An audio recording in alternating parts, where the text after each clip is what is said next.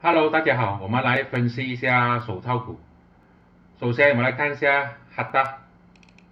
哈达它在新出的时候就上涨了接近4%，但是呢，它还是没有能力突破它主力线2.16，也就是之前的这一个前高2.16没有能力突破。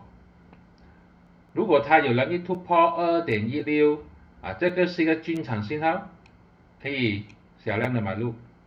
它更高的阻力肯定就是这个蓝字线2.31，如果它再次的突破2.31是可以加仓的。